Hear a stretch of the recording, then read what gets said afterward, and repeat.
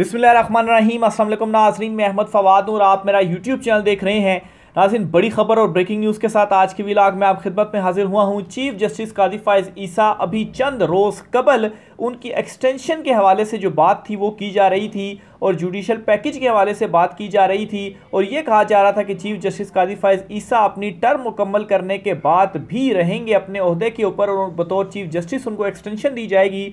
लेकिन अचानक से जो पांसा है वो ऐसा पलटा कि चीफ जस्टिस काजी फ़ाइज़ ईसा को अपनी जो मौजूदा टर्म है ये ही मुकम्मल करने के लाले पड़ चुके हैं। 7 सितंबर तक की एक डेडलाइन दे दी गई है चीफ जस्टिस काजी फ़ाइज़ ईसा साहब को और उनके इस्तीफ़े से मुतल्लिक कुछ अहम तरीन जो डेवलपमेंट्स हैं वो हुई हैं, कुछ एक्सक्लूसिव डिटेल्स हैं। एक तो वो आपके साथ मैंने शेयर करनी है। दूसरे नंबर पर नाज़रीन, जस्टिस मंसूर अली शाह साहब जो हैं इनकी पावर में मुसलसल इजाफा होता जा रहा है और आप यूँ कहें कि चीफ जस्टिस तो काजी फ़ाइज़ ईसा ही हैं, लेकिन अक्सरियत की बुनियाद पर इस वक्त अगर किसी के पास ज़्यादा जो चार्ज है या चीज़ों का अगर इख्तियार आ गया है तो वो जस्टिस मंसूर अली शाह साहब के पास है। मज़ीद जजिस चीफ जस्टिस काजी फ़ाइज़ ईसा साहब का साथ छोड़ गए हैं। कुछ एक्सक्लूसिव डिटेल्स हैं वो आपके साथ मैंने शेयर करनी है। इंतज़ामी साइड पर और जुडिशल साइड पर जो इख्तियारात हैं वो अक्सरियत की बुनियाद पर जस्टिस मंसूर अली शाह साहब के पास आ चुके हैं। तकरीबन 2.5 महीना तक रह चुका है उनकी वो बतौर chief justice supreme court of Pakistan उनकी तैनाती के हवाले से। इस पर भी कुछ तफसीलात हैं वो भी आपके साथ मैंने शेयर करनी है। और मरियम नवाज़ की जानिब से जो 45 अरब का एक जो दिया गया रिलीफ, इस पर भी कुछ तफसीलात हैं वो भी आपके साथ मैं शेयर करूँगा। तो आगाज़ नाज़रीन सबसे पहले इसी खबर से करता हूँ जी कि मुख्तलिफ़ अखबारात में आज इश्तिहारात, बल्कि 2-3 दिन से इश्तिहारात मुसलसल लगाए जा रहे हैं और ना सिर्फ अखबारात में बल्कि टीवी चैनल्स तक ये जो इश्तिहारात हैं वो दिए जा रहे हैं और आधे आधे सफ़े के फ्रंट पेज पर वो भी जो इश्तिहारात हैं वो नून लीगी हुकूमत की जानिब से, पंजाब हुकूमत की जानिब से, मरियम नवाज़ की जानिब से दिए जा रहे हैं कि देखिए मरियम नवाज़ ने पंजाब में बिजली के बिलों में 14 रुपये फ़ी यूनिट का रिलीफ देते हुए 45 अरब का जो एक पैकेज है वो अनाउंस किया है और 2 माह के लिए ये जो अनाउंसमेंट है वो की गई है। 2 माह तक ये जो रिलीफ है वो दिया जाएगा। अब आप इनकी हालत देखें कि इनको अपने ही अगर ये कोई काम इस तरीके से आवाम को रिलीफ वाला कर भी रहे हैं तो उसको भी इनको इस कदर शाया करके अवाम को बताना पड़ रहा है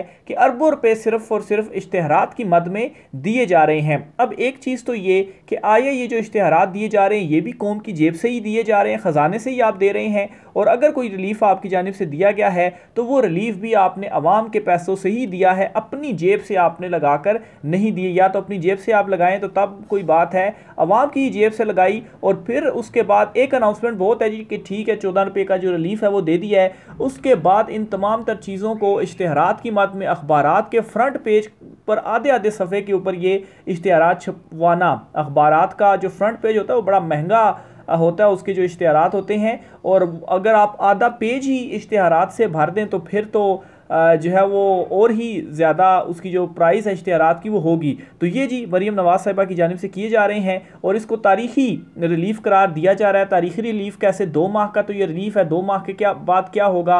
आप 16 रुपये फ़ी यूनिट से आज 60 रुपये या 80 रुपये फ़ी यूनिट जो है वो जा चुकी है फ़ी यूनिट कीमत, और उसमें से 14 रुपये आप अगर 2 महीने के लिए आप खाली छूट दे रहे हैं तो उसको आप तारीखी रिलीफ करार दे रहे हैं। तो बहरहाल जी ये इनकी जानिब से कुछ इक़दामात हैं वो किए जा रहे हैं। दूसरी तरफ बुक्स का आलम ये है कि आलिया हमज़ा और सनम जावेद इनके 1 माह के नज़रबंदी के जो अहकामात हैं वो दोबारा जारी कर दिए गए हैं। सनम जावेद और आलिया हमज़ा दोनों को भी रिसेंटली ही जो जेल से रिहाई है वो मिली। आज सरगोदा की दहशतगर्दी अदालत में इनकी पेशी थी तो वहाँ से ये तफसीलात सामने आई जी कि इनके 1 माह के लिए नज़रबंदी के अहकामात जारी किए गए हैं और वहाँ पर सरगोदा की ATC अदालत के बाहर पुलिस जो है वो तैनात कर दी गई है कि जैसे वो बाहर निकलेंगी दोनों ख़वातीन उनको गिरफ़्तार कर लिया जाएगा। बहरहाल जी वो दोनों आलिया हमज़ा और सनम जावेद गिरफ़्तार नहीं हो पाई, दहशतगर्दी अदालत से वो चली गई हैं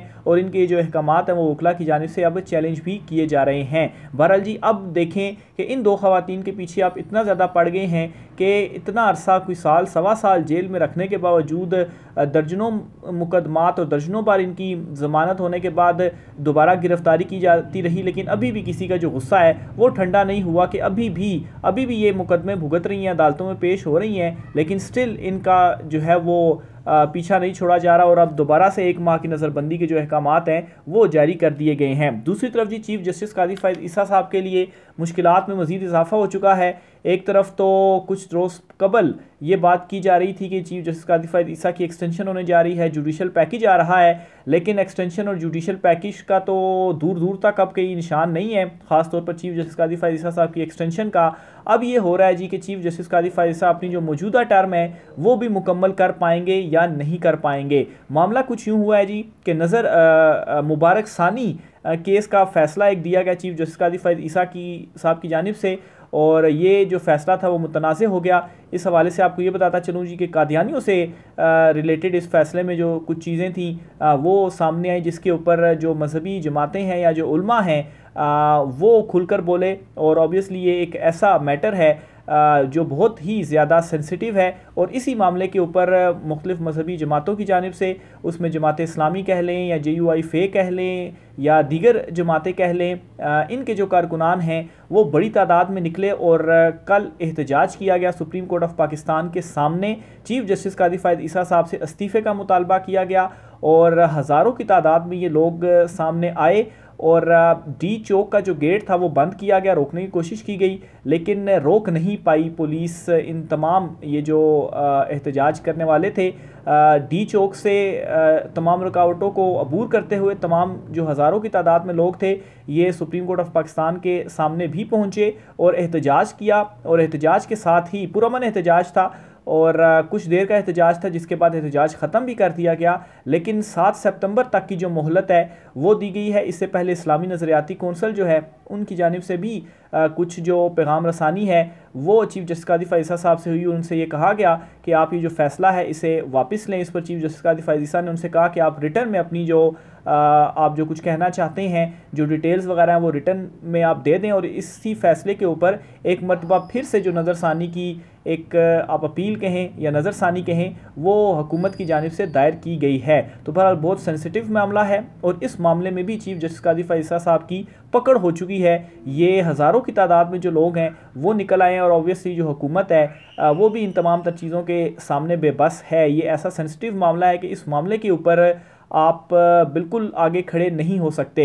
तो बहरहाल 7 सितंबर तक की मोहलत दी गई है और साथ ही साथ इस्तीफ़े का भी मुतालबा किया गया। अगर चीफ जस्टिस कादी फायज़ ईसा साहब ये फ़ैसला वापस नहीं लेते तो फिर जो हालात होंगे वो शायद कंट्रोल में ना हों, और खैर लगता है ऐसा ही है कि चीफ जस्टिस कादी फायज़ ईसा इस फ़ैसले को वापस ले लेंगे, लेकिन मोहलत दे दी गई है। आप यूँ समझेंगे कोई 2-2.5 हफ्ते की ये मोहलत है, और अगर चीफ साहब स्टिल अपने फ़ैसले के ऊपर कायम रहते हैं और वापस नहीं लेते तो फिर उसके बाद इनकी जो मौजूदा टर्म है इन्हें वही पूरा करने में मुश्किल होगी और एक्सटेंशन तो फिर दूर की बात रह जाएगी। फिर जो मुजाहिरीन हैं वो अपने इस्तीफ़े के मुतालबे के ऊपर डट जाएंगे। तो ये जी इस वक्त हो रहा है, और दूसरी तरफ ये सारी जो चीज़ें हैं ये उस सूरत हाल में हो रही हैं जब चीफ जस्टिस कादी फायज़ ईसा साहब की already supreme court of Pakistan में जो पोजीशन है वो इंतहाई कमज़ोर हो चुकी है। अपने जो इनके जजेज़ हैं बल्कि अपने जजेस क्या चीफ जस्टिस कादी फायज़ ईसा अपने जजेस की मुखालिफ सिमत में खड़े हो चुके हैं, क्योंकि वो तमाम जजेस जो इनके हम ख्याल समझे जाते थे उन्हीं के ही ये मुखालिफ इस वक्त खड़े हुए हैं सिमत में।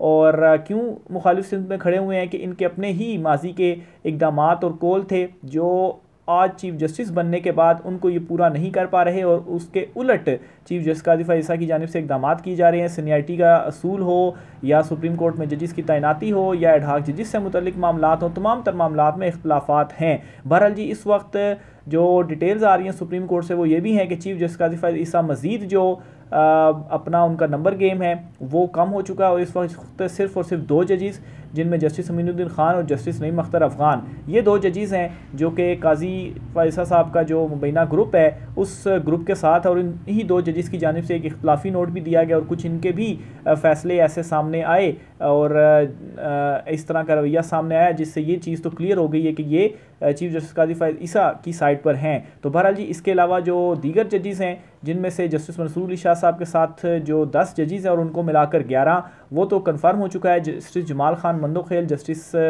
अकील अब्बासी, जस्टिस मुसर्रत हिलाली, इनके हवाले से अब ये बताया जा रहा है कि ये भी बहुत सारी चीज़ों में अब चीफ जस्टिस कादी फायज़ ईसा के साथ नहीं रहे। तो एक तो जी जो जुडिशल साइड है उस साइड पर भी चीफ जस्टिस कादी फायज़ ईसा अक़लियत में है, और ऐसी अक़लियत में है कि वो अक़लियत का भी अक़लियत है, यानी कि 17 जजेस में से सिर्फ अगर 2 जजेस हैं आपके साथ, तो ये चीफ जस्टिस के ऊपर एक अदम एतमाद है। फिर सिर्फ सुप्रीम कोर्ट में नहीं बल्कि हाई कोर्ट्स जो हैं या लोअर जुडिशरी जो है, यहाँ से भी चीफ जस्टिस पर एक अदम एतमाद का रवैया है। जिस तरीके से आप देखें 6 जजेस ने लेटर लिखा लेकिन उसके ऊपर कोई कार्रवाई अभी तक नहीं हुई, फिर इसी तरीके से लोअर जुडिशरी से लेटर्स लिखे गए लेकिन आप देखेंगे क्या कार्रवाई हुई, कोई भी जो कार्रवाई है वो नहीं हुई। तो एक तो इस साइड पर चीफ जस्टिस कादी फायज़ ईसा साहब को अक़लियत है, दूसरी तरफ ये मामला वो कहते हैं कि कुदरत जो है वो फिर इंतकाम भी लेती है और मकाफ़ात अमल भी होता है। तो बहरहाल ये वही चीज़ें हैं काजी साहब की तरफ जो वापस मुड़कर आ रही हैं।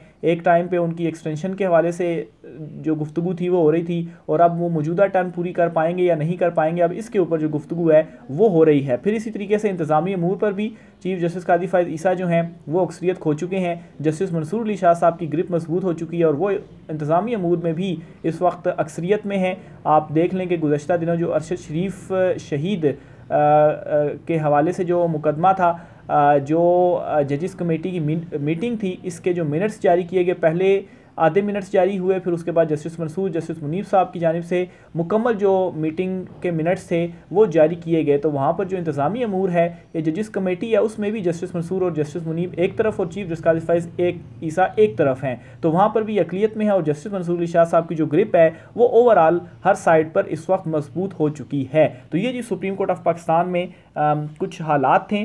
इमरान खान साहब की बहन अलीमा खान साहिबा की जानिब से एक बड़ा बयान दिया गया है और उन्होंने ये बयान दिया है कि इमरान खान को एलिमिनेट करने का फ़ैसला हुआ है। अब ये काफ़ी मैं कहूँगा कि जो है वो संजीदा भी आप कहें लेकिन डरा देने वाला एक बयान है जो कि अलीमा खान साहिबा की जानिब से दिया गया है। अब इमरान खान को एलिमिनेट करने का फ़ैसला हुआ। एलिमिनेट से अब क्या मुराद, क्या इमरान खान साहब को सियासी तौर पर एलिमिनेट करने का फ़ैसला हुआ है या वैसे ही एलिमिनेट करने का फ़ैसला हुआ है जो उनका ये दावा है। तो सियासी तौर पर एलिमिनेट का तो ये मतलब लिया जा सकता है कि सियासत से वो मुकम्मल तौर पर आउट हो जाएंगे, और दूसरा एलिमिनेट ये करना है जी कि उनको बिल्कुल ख़त्म ही कर दिया जाए। तो ये अलीमा खान साहिबा की जानिब से जो एक बयान है वो दिया गया है। इस्लामाबाद हाई कोर्ट में ही उन्होंने सहाफ़ियों से गुफ्तगू की और उस गुफ्तगू के दौरान ये जो बयान है वो दिया गया है। बहरहाल हम तो यही होप कर रहे हैं कि उनका ये जो बयान है वो गलत साबित हो, या अगर कोई इन्फॉर्मेशन है या कुछ भी है वो चीज़ें गलत साबित हो और इमरान खान साहब को अल्लाह सलामत रखे और अपने हिफ्ज़ो अमान में रखे।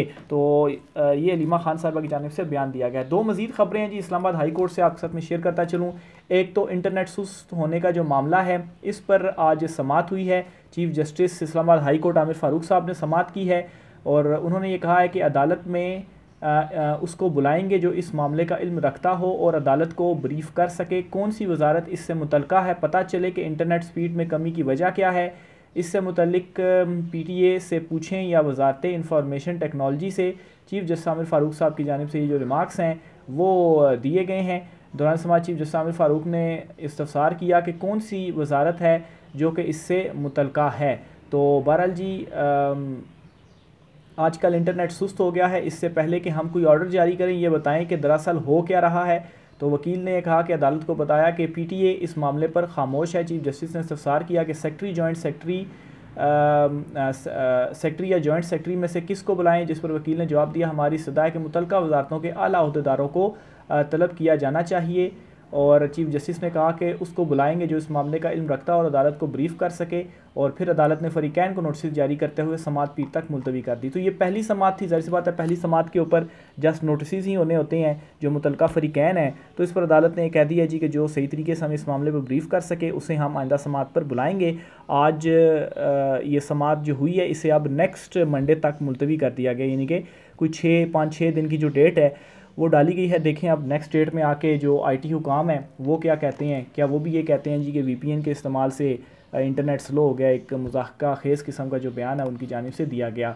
दूसरी तरफ इस्लामाबाद हाई कोर्ट में जस्टिस मियां गुल हसन औरंगज़ेब साहब की जानिब से जो अज़हर मशवानी है उनके भाइयों के लापता होने का मामला है, इस मामले की समाअत की गई और इसमें जी CCTV फुटेज जो है वो तलब की गई है और समाअत को जुमेरात तक मुलतवी कर दिया गया है। इसमें काफ़ी जो रिमार्क्स हैं वो भी जस्टिस मियां गुल हसन औरंगज़ेब साहब की जानिब से दिए गए हैं, लेकिन इसमें डेवलपमेंट सिर्फ यही हुई है कि आज भी इनके जो दोनों भाई हैं उनको बाज़ियाब नहीं किया जा सका। जो वालिद साहब हैं अज़हर मशवानी के, और वो आज अदालत में पेश हुए और उन्होंने ये कहा भी कि वो 75 साल के हैं, उनकी जो अहलियाँ हैं वो बीमार हो गई हैं, लेकिन उनके जो बच्चे हैं कहाँ पर हैं, किस हालत में हैं, कोई पता नहीं है। उनको जो है वो बाज़ियाब किया जाए, आखिर उनका कसूर क्या है। काफ़ी इमोशनल सूरत हाल भी रही, लेकिन अदालत की जानिब से आज यही किया गया कि अगवा की जो CCTV फुटेज है वो तलब की गई और समाअत जुमेरात तक मुलतवी की गई है। तो अभी तक बाज़ियाब करवा के अदालत सामने पेश नहीं किया गया। अब देखें जुमेरात को इसमें मज़ीद क्या डेवलपमेंट होती है।